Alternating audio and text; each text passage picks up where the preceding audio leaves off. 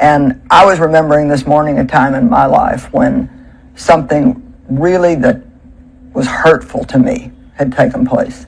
And it involved a major disappointment and something that wasn't going to be fixed real easily. And I won't get into all the details, but it was just really, really painful. And sometimes when you're hurting that bad, you don't want to do anything. You just don't want to do anything. You don't want to move. You don't want to go out. You might want to just go to bed and pull the covers up over your head and you don't want anybody trying to cheer you up. You don't want any of that. And I remember the Lord speaking to my heart, you got to keep moving. You just got to keep moving. And I felt in particular as I was thinking about this teaching for TV that some of you really need to just keep moving. You're hurting really bad. There may be even those of you that are thinking, I don't even think that I want to live anymore. You might be thinking about suicide, which we obviously don't want you to do because God needs you. You're important. You're important to the world. You're important to Him. And He does have something amazing for you to do. And so I recall when I was going through that, I just would get up and walk slowly through the house. Then I'd eventually put my clothes on, and then I would come to the office, and it did help, because one of the worst things that you can do when you're going through something hard is just to sit and think about what a hard time you're having. If you get out and do something else, it can be really helpful. And so maybe you've just been saying, God, I don't know what to do, and maybe His answer to you today is just keep moving. Maybe you need to just put something on and go outside and just take a walk down the street. Just keep moving, but don't ever give up. It's amazing how many people in the world have done phenomenal things after having failed numerous times in their life. And so failure doesn't have to be the end. Making mistakes doesn't have to be the end. Everything that we don't do right, at least we learn not to do that again. And Henry Ford, for example, who invented the automobile, went broke 5 times before he had a success. The great dancer and movie star Fred Astaire took a screen test at MGM, and a studio memo reported that he was slightly bald, could not act, and could only dance a very little bit.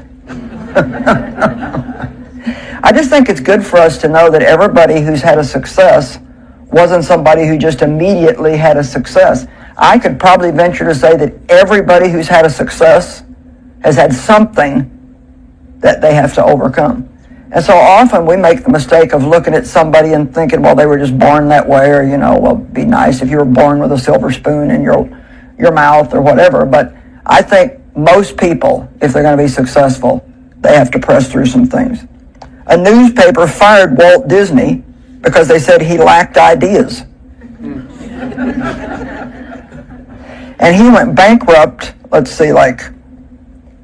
several times before building Disney World. And I could just go on and on and on. This is a book that I wrote about 9 years ago called simply Never Give Up.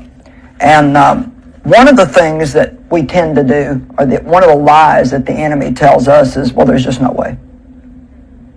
There's no way. There's no way out. And despair, when people get into despair, that means that they've come to a point where they see no way out. But we have to remember that there's always a way out. And those of us who are believers in Jesus Christ know that He said in John 14:6, I am the way. We may not know the way, and He may not be telling us the way, but He wants us to believe that He is the way maker. I love the scripture, I think it's in Isaiah, that says, He will even make a way in the wilderness. And so perhaps if you're in a wilderness place in your life right now, maybe you're lonely, maybe somebody has died that you really loved, God will make a way for you. But He does require you to never give up. Hope is such a powerful thing, because hope is the expectation that something good can happen in our life. And I tell you, the enemy absolutely hates it when we have any kind of hope. So some of the things that we might hear in our head, thoughts, lies that the enemy puts there, are things like this. Well, there's no way I can handle the pressure at work. There's no way I can pay my bills at the end of the month. There's no way to save my marriage. There's no way my children will ever grow up and be responsible adults. I can't tell you how many of mine I felt that way about. And now they're all doing great. There's no way that I can keep this house clean and straight. There's no way for me to open my own business. There's no way I can go back to college. There's no way I can ever lose the weight that I need to lose. The enemy wants us to think there is no way. But I want you to know today that there is always, always, always, always a way. Jesus said, I am the way, I am the truth, and I am the life. Now, I could list a 1,000-page list, I guess, of things that we shouldn't give up on. But I'm only going to talk to you about a few. Don't give up on the people that you love. I think one of the worst mistakes that we can make is to look at somebody and say, well, you're never going to change, I'm out of here. We'd all be in pretty bad shape if God had that attitude toward us. But see, he always believes the best. He always believes that with one more chance, we can try it. And you know, my dad, of course, you know, he was abusive toward me and had a very rough life with him.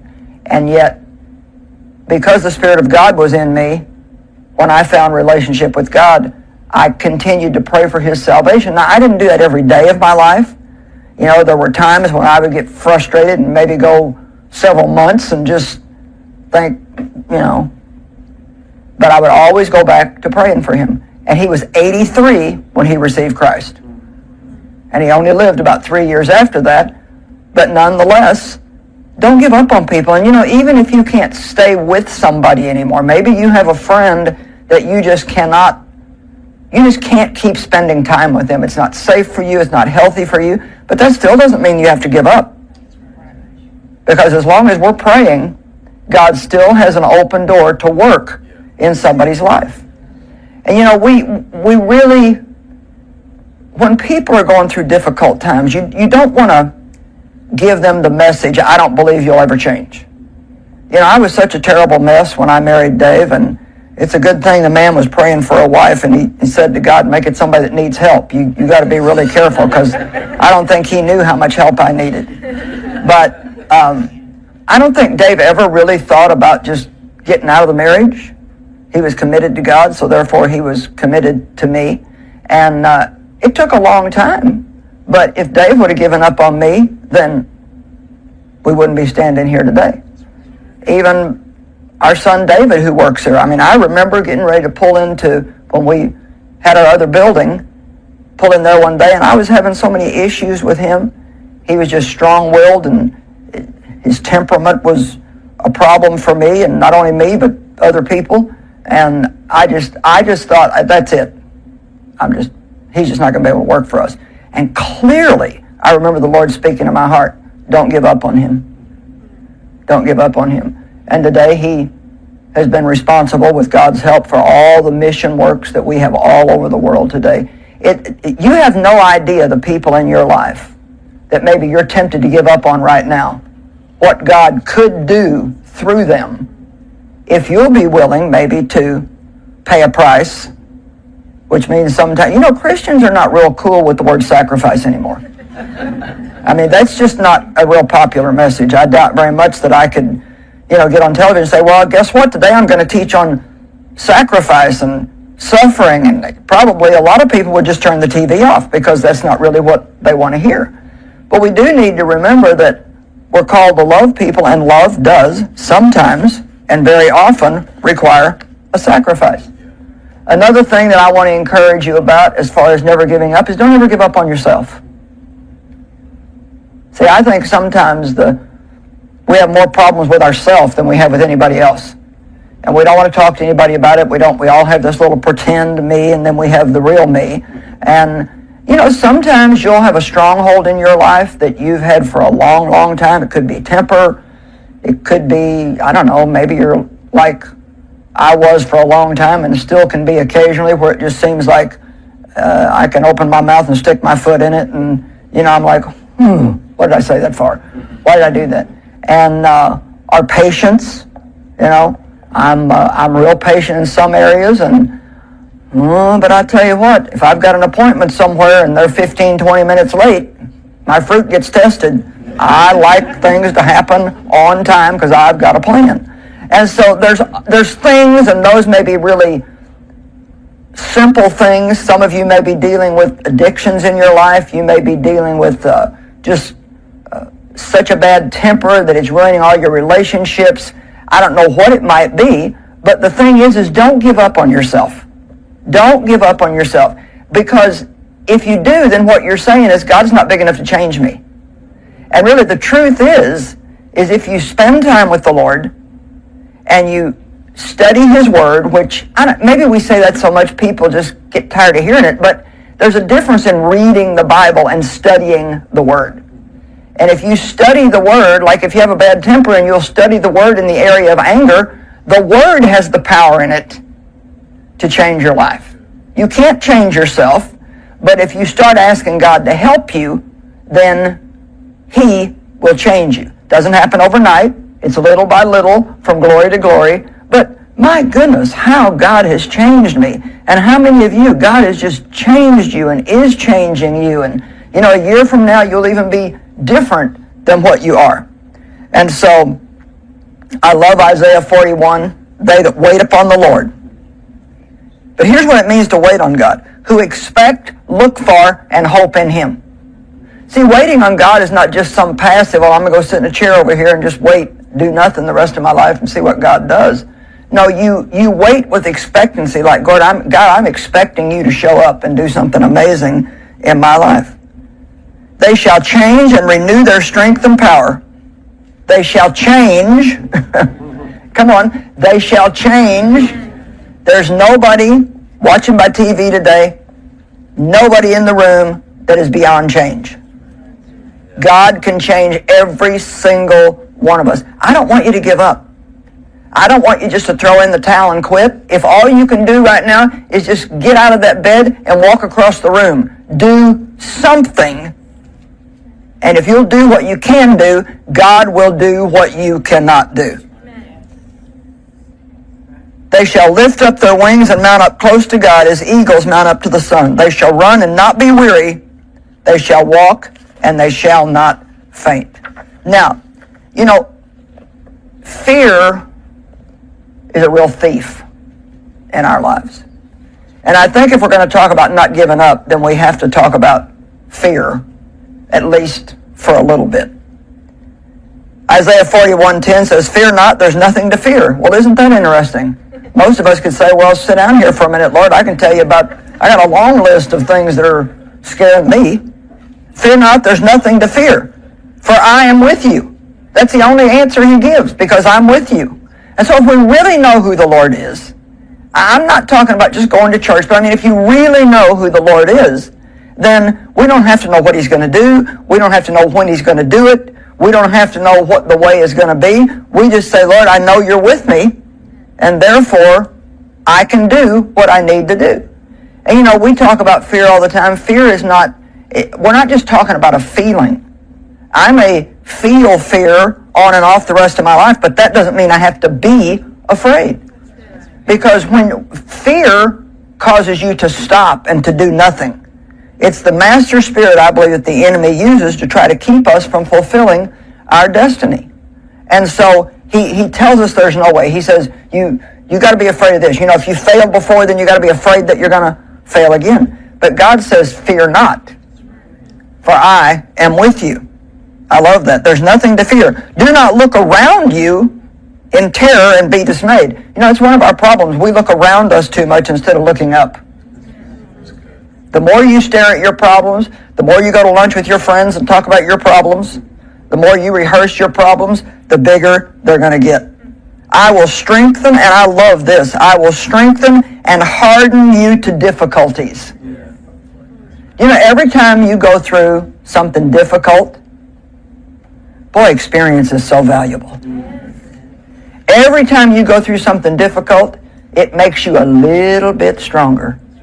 Just a little bit stronger. I will help you. I will hold you up and retain you with my victorious right hand of rightness and justice. Now, you know, there's a lot of things that we can talk about concerning fear, and so I'm just going to...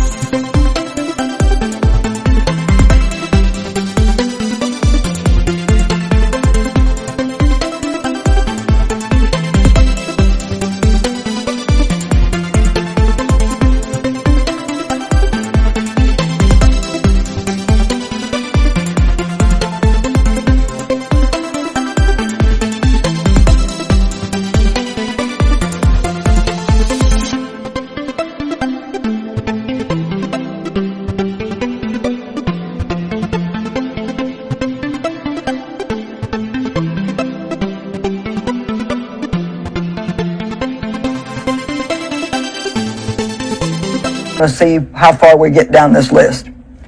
7 fears you need to confront in your life. Number 1, the fear of what people think. Wow.